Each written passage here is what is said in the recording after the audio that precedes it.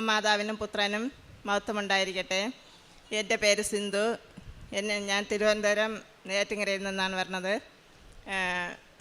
എനിക്ക് വർഷങ്ങളായി ഞാൻ കൊണ്ട് നടന്ന 2 രോഗത്തിന് സൗഖ്യം കിട്ടിയത് പറയാനാണ് ഞാനിവിടെ നിൽക്കുന്നത്. എനിക്ക് എപ്പോഴും ചെവിയിൽ അന്ന് ഒരു അരിവെള്ളം പോലെയും ചെറിയ രീതിയിൽ പഴുപ്പ് പോലെയൊക്കെ വന്നുകൊണ്ടിരുന്നു. അത് കുഞ്ഞിലേ ഉണ്ട്. പക്ഷേ മരുന്ന് കഴിക്കും പോവും, വീണ്ടും വരും. അങ്ങനെ കുറേ നാൾ ഞാൻ കൊണ്ട് നടന്നു. പക്ഷേ അവസാനം ഡോക്ടർ പറഞ്ഞത് ഓപ്പറേഷൻ വേണമെന്ന് പറഞ്ഞു. വലിയ ഹോളായിപ്പോയെന്ന് പറഞ്ഞ്. പക്ഷേ ഞാൻ ഓപ്പറേഷൻ എനിക്ക് പേടിയായിരുന്നു. അതുകൊണ്ട് ഞാൻ കൊണ്ട് നടന്നുകൊണ്ടിരുന്നു. പക്ഷേ ഞാൻ ഒരു മക്കളുടെ ആവശ്യത്തിനാണ് ഇവിടെ വന്ന് ഉടമ്പടി എടുത്തത്. ഞാൻ ഇതും എഴുതി വെച്ച്. എനിക്ക് 2ാമത്തെ പുതുക്കോ 3ാമത്തെ പുതുക്കാണെന്ന് ഉറപ്പില്ല. പക്ഷേ എപ്പോഴും അത് മാറി കിട്ടി, പൂർണ്ണമായിട്ട് അത് മാറി. ഞാൻ ആളുകളുടെ ഇടയിൽ പോകാൻ മടിച്ചുകൊണ്ടിരുന്ന ഒരു കാര്യമാണിത്. സത്യം പറഞ്ഞാൽ എനിക്ക് ഭയങ്കരത്തിനൊരു സന്തോഷമാണ് എനിക്കത് മാതാവ് മാറ്റി തന്നതിന്. അതേപോലെ തന്നെ തൊണ്ടയിൽ എപ്പോഴും ഒരു വേദനയാണ്.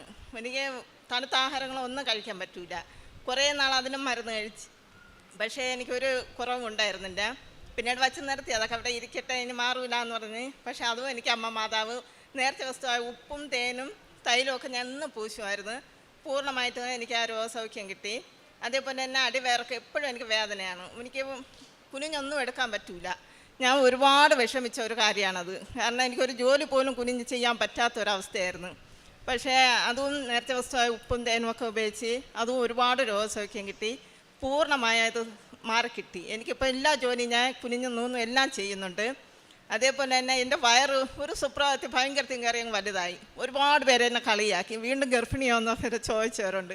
ഞാൻ സത്യം പറഞ്ഞാൽ കരഞ്ഞിട്ടുമുണ്ട്, വിഷമം പറഞ്ഞിട്ടുമുണ്ട് മാതാവിൻ്റെ കൂടെ. അപ്പം ഞാൻ 1 വർഷം കൊണ്ട് ഗ്രീൻ ടീ ഒക്കെ ഇട്ട് കുടിക്കുകയാണ്. ഇതൊക്കെ കേട്ട് പക്ഷേ എനിക്ക് എന്നിട്ടും കുറഞ്ഞില്ല. പക്ഷേ ഞാൻ ഒരു ദിവസം ഇങ്ങനെ വിഷമിച്ച് ഇനി എന്തിനു ചെയ്യും, ആളുകളുടെ ഇടയിൽ തന്നെ ഇറങ്ങാൻ എനിക്കും വീണ്ടും ഒരു കാര്യം തോന്നി. ഞാൻ ഇടുന്ന തുണികളിൽ വരെ ആളുകൾ ഒരു കാര്യം പറയാൻ തുടങ്ങി. അപ്പം പിന്നെ എനിക്ക് ഭയങ്കരത്തിന് വിഷമമായി. ഞാൻ വീട്ടിലൊക്കെ എല്ലാവരോടും പറഞ്ഞ് സങ്കടം പറയുമായിരുന്നു. അപ്പോൾ ഒരു സമയ മാതാവിൻ്റെയോടെയും ഞാൻ ഇതേപോലെ സങ്കടം പറഞ്ഞുകൊണ്ടിരുന്നപ്പോൾ ആരോ ഉള്ളിലിരുന്ന് പറയണമല്ല, നീ ഒത്തുപോലെ ഉപ്പ് കൂടെ ആ ഗ്രീൻ ടീയിലിട്ട് കുടിച്ച് നോക്കാമെന്ന് പറഞ്ഞു. പക്ഷേ ഞാൻ 2 മാസം കുടിച്ച് എനിക്ക് പൂർണ്ണമായിട്ട് അതിൽ നിന്നൊരു മുക്തി കിട്ടി. ഇത് ഇത്രയും രോഗസൗഖ്യം തന്ന അമ്മ മാതാവിന് നന്ദി പറയുന്നു. കാരുണ്യ പ്രവൃത്തിയായിട്ട് ഞാൻ അനാഥാലയങ്ങളിൽ അരിയൊക്കെ വാങ്ങിച്ചുകൊണ്ട് കൊടുക്കും. പിന്നെ അമ്മമാർക്കുള്ള സ്ഥലങ്ങളിൽ പിന്നെ ഇവിടെ നിന്ന് ഒരു 3-4 കെട്ട് പത്രമൊക്കെ വാങ്ങിച്ചുകൊണ്ട് നിന്ന് കൂടുതൽ ഹിന്ദു ഏരിയയിലല്ലോ അങ്ങനെയൊക്കെയാണ് കൊടുക്കുന്നത്. പിന്നെ പള്ളികളിൽ കൊടുക്കും. എനിക്കെവിടെയാണ് കൊടുക്കാൻ കൂടുതൽ ബെറ്ററായിട്ട് എനിക്ക് തോന്നുന്നത്, എനിക്ക് പറയും ഉള്ളിലിരുന്ന് ആരോ, അവിടെ എല്ലാം ഞാൻ കൊണ്ടുവന്ന് കൊടുക്കും. പിന്നെ ആഹാരം ഫുഡൊക്കെ കൊണ്ടുവന്ന് RCCയിലൊക്കെ അവിടെ നിന്ന് ആളുകളൊക്കെ പോകും. അവരുടെ കയ്യിലൊക്കെ ഇങ്ങനെ ഫുഡ് കൊടുത്തു വിടും. അല്ലാതെ ഫുഡ് കൊണ്ട് ഞാൻ ആശുപത്രികളിലൊക്കെ കൊടുക്കും. ഞാൻ ബൈബിൾ വായനയൊക്കെ എനിക്ക് ഇത്തിരി കുറവായിരുന്നു. ഞാൻ ബൈബിളൊക്കെ ഇപ്പം നന്നായിട്ട് വായിക്കും. കാരണം ഒരു പ്രാവശ്യം ബൈബിൾ വായിച്ച് തീർത്തു. പിന്നെ സാക്ഷിയൊക്കെ ഞാൻ ഷെയർ ചെയ്യും. ഒരുപാട് ധ്യാനം ഞാൻ മുടങ്ങാതെ കേൾക്കുകയും ചെയ്യും. പിന്നെ അത് ഒരുപാട് ഷെയർ ചെയ്യുകയും ചെയ്യും. ഒരുപാട് പേർക്ക് ഷെയർ ചെയ്യുകയും ചെയ്യും. സ്വഭാവമൊക്കെ ഒരുപാട് മാറ്റം വന്നു. കാരണം എൻ്റെ കുടുംബത്തിലെപ്പോഴും വഴക്കാണ്. ഞാൻ ഹസ്ബൻഡുമായിട്ട് പരസ്പരം ഭയങ്കര പോര് തന്നെ.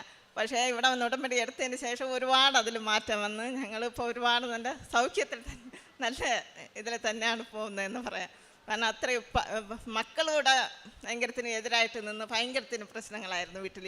ആളുകൾ തന്നെ ചോദിച്ചിട്ടുണ്ട് ഇത് എന്തിനാണ് അടിക്കണമെന്ന്. അത്രയും ഭയങ്കര ഇതായിരുന്നു. പക്ഷേ ഇവിടെ വന്ന് ഉടമ്പടി എടുത്ത് ഇവിടെ ധ്യാനമൊക്കെ കൂടിയതിന് ശേഷം ഒരുപാട് മാറ്റം. ഞങ്ങൾ ശരിക്കും സന്തോഷത്തോടെയാണ് ഇപ്പോൾ ഒരു ഫാമിലി കൊണ്ടുപോകുന്നത്. തന്നെ എല്ലാത്തിനും അമ്മ മാതാവിനോടും ഇത്രയും നന്ദി പറയുന്നു. സങ്കീർത്തനങ്ങൾ 75:1.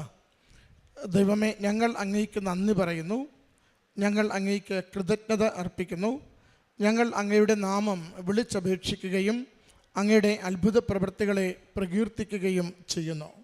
സിന്ധുവെന്ന ഈ സഹോദരി തൻ്റെ ഉടമ്പടി ജീവിതത്തിലൂടെ തനിക്ക് ലഭിച്ച ശാരീരികമായ രോഗസൗഖ്യങ്ങളെയാണ് അമ്മ മാതാവിൻ്റെ തിരുനടയിൽ സന്തോഷത്തോടെ സാക്ഷ്യപ്പെടുത്തിയത്.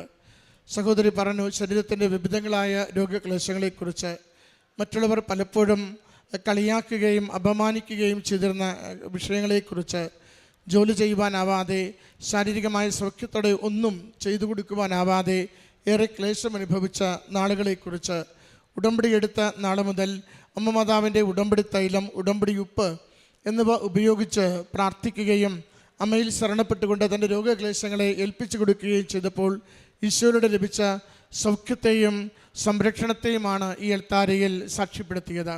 അതിനേക്കാൾ ഏറെ കുടുംബത്തിൽ വന്ന സമാധാനത്തെയും സന്തോഷത്തെയും കുറിച്ച് സഹോദരി സൂചിപ്പിച്ചു. ഉടമ്പടി ജീവിതം നമ്മളെ ഓരോരുത്തരെയും കുറേ കൂടി ആത്മബന്ധമുള്ള, ഹൃദയസ്നേഹമുള്ള, മറ്റുള്ളവരെ പരിഗണിക്കുന്ന വ്യക്തികളായി വളർത്തുകയാണ് ചെയ്യുന്നത്. കാര്യസാധ്യത്തിന് വേണ്ടിയുള്ള ഒരു കുറുക്കുവഴിയല്ല മരിയൻ ഉടമ്പടി ജീവിതം.